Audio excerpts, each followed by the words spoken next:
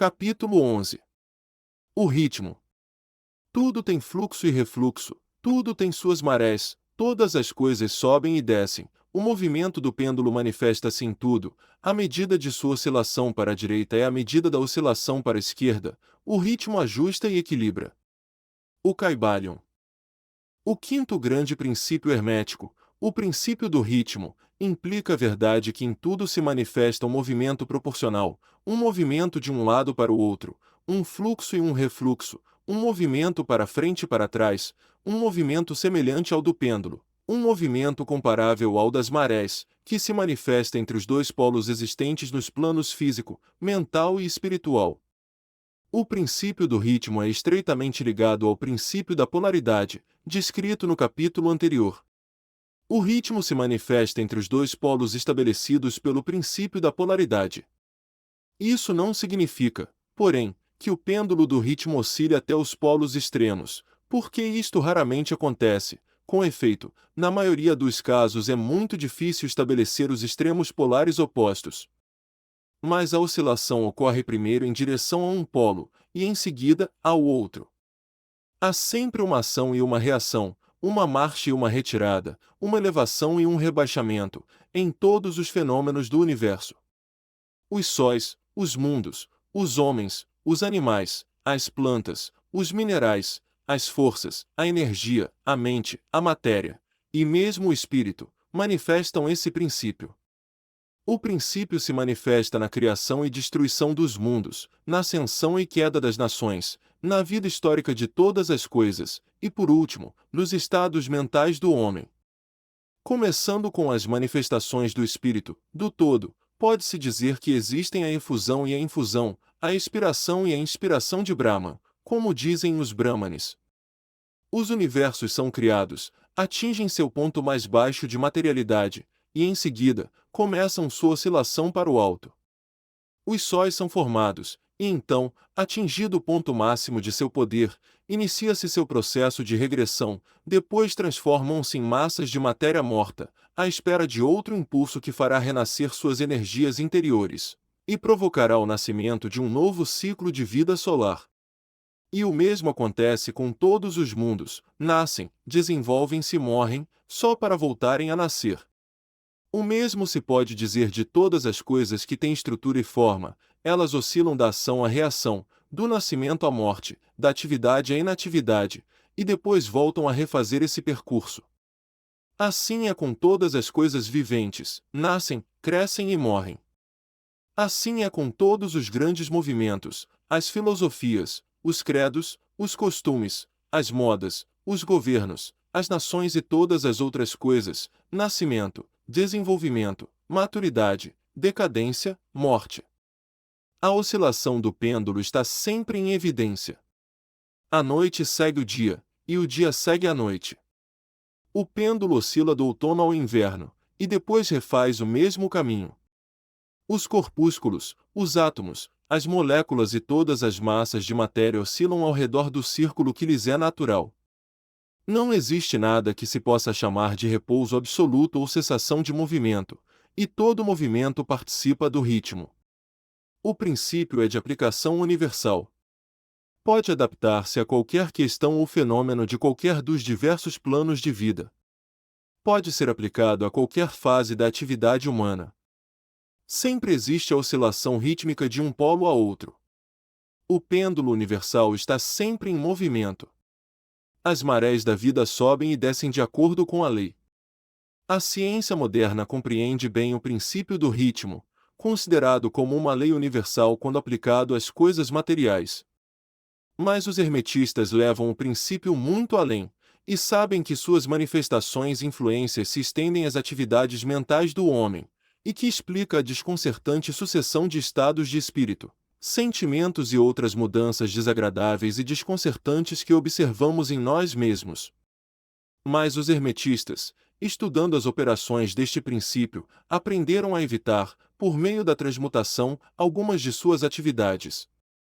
Os mestres hermetistas há muito tempo descobriram que, conquanto o princípio do ritmo fosse invariável e estivesse sempre em evidência nos fenômenos mentais, ainda havia dois planos de sua manifestação no que diz respeito aos fenômenos mentais.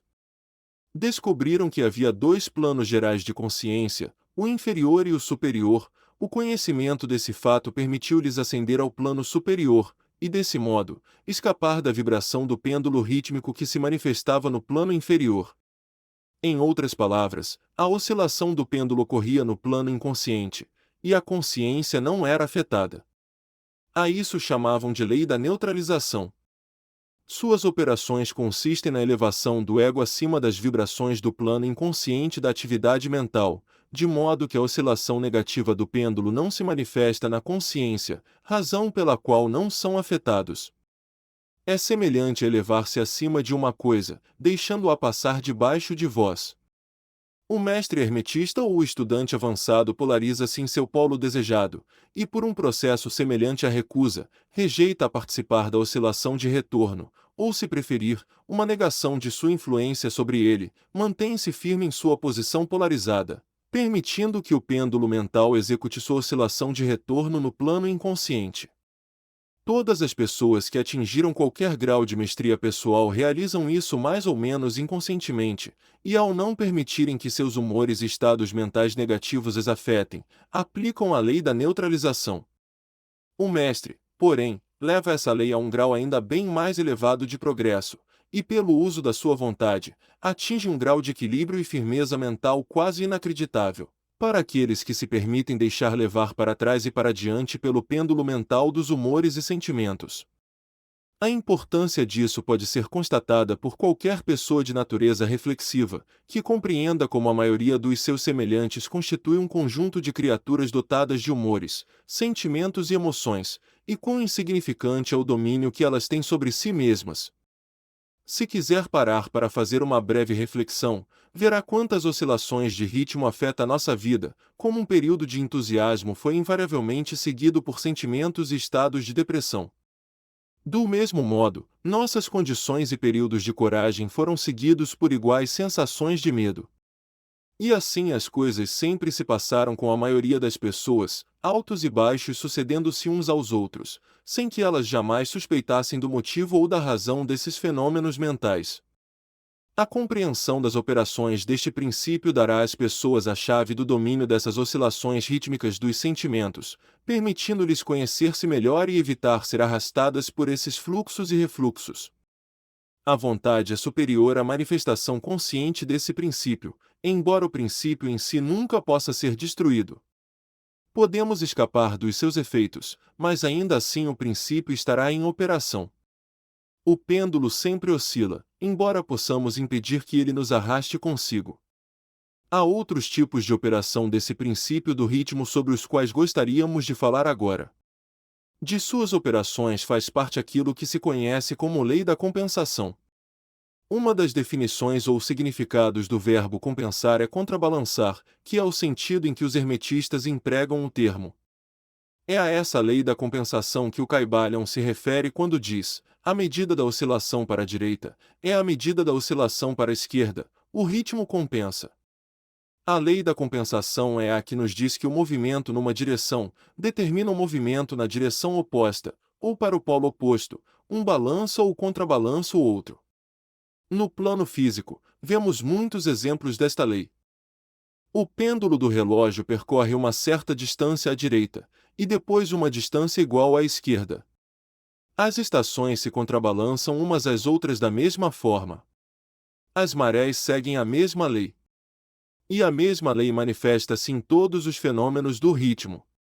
O pêndulo, com uma oscilação breve numa direção, tem uma oscilação igualmente breve na outra, enquanto uma oscilação longa à direita significa, invariavelmente, a mesma coisa no que diz respeito à esquerda. Um objeto atirado para cima a uma determinada altura tem a mesma distância a percorrer em seu caminho de volta. A força com que um projétil é lançado à altura de 2 km será a mesma quando ele retornar à Terra. Essa lei é constante no plano físico, como vos mostrará uma consulta às obras das mais qualificadas autoridades que já abordaram esse tema. Os hermetistas, porém, vão muito mais longe. Eles ensinam que os estados mentais de um homem estão sujeitos à mesma lei. O homem que tem prazeres intensos está sujeito a sofrimentos desmedidos, ao passo que aquele que sente apenas um sofrimento ligeiro não é capaz de sentir nada além de um prazer inexpressivo.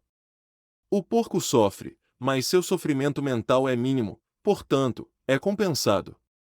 E por outro lado, há outros animais sobre os quais podemos dizer que são profundamente felizes, mas cujo sistema nervoso e temperamento levam-nos a passar por grandes sofrimentos.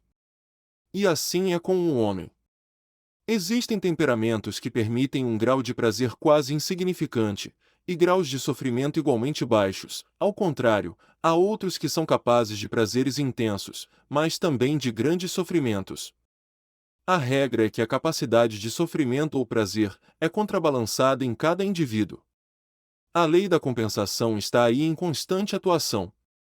Contudo, os hermetistas ainda vão mais além nesse assunto. Eles ensinam que, antes que uma pessoa possa desfrutar de um certo grau de prazer, deverá ter oscilado, proporcionalmente, até o polo oposto desse sentimento. Dizem eles, porém, que o negativo antecede o positivo nesse aspecto da questão, ou seja, que do fato de ter vivenciado certo grau de prazer, não se segue que a pessoa deverá pagar por isto com um grau correspondente de sofrimento. Ao contrário, o prazer é a oscilação rítmica, segundo a lei da compensação, para um grau de sofrimento anteriormente vivenciado, seja na vida presente ou numa encarnação anterior. Isso lança uma nova luz sobre o problema do sofrimento. Os hermetistas consideram a cadeia de vidas como algo contínuo, como se fizesse parte de uma vida da pessoa, de modo que, em consequência, a oscilação rítmica fosse entendida dessa maneira, ainda que não tivesse nenhum significado, a não ser que se admitisse a verdade da reencarnação. Contudo, os hermetistas sustentam que tanto o mestre como o estudante avançado são capazes de evitar a oscilação para o lado do sofrimento graças ao processo de neutralização já aqui mencionado. Quando alçados ao plano superior do ego, muitas das experiências às quais se submetem os que habitam o plano inferior podem ser eludidas e evitadas. A lei da compensação tem um papel importante na vida dos homens e das mulheres. Ver-se-á que geralmente uma pessoa paga o preço de tudo o que possui ou o que lhe falta. Se tem alguma coisa, carece de outra, a balança está em equilíbrio. Ninguém consegue atirar pedra em casa de marimbondo e sair de mansinho. Tudo tem seus lados agradáveis e desagradáveis. As coisas que se ganham são sempre pagas pelas coisas que se perdem. O rico tem muito do que falta ao pobre, ao mesmo tempo que o pobre também tem coisas que estão fora do alcance dos ricos.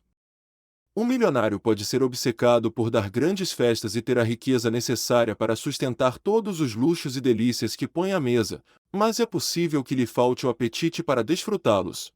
Ele inveja o apetite e a digestão do operário, que carece da opulência e das inclinações do milionário, e que tem mais prazer com seu simples alimento do que o milionário poderia ter, caso seu apetite não estivesse enfastiado, nem sua digestão arruinada, porque as necessidades, os hábitos e as inclinações diferem. E assim são as coisas em nossa vida.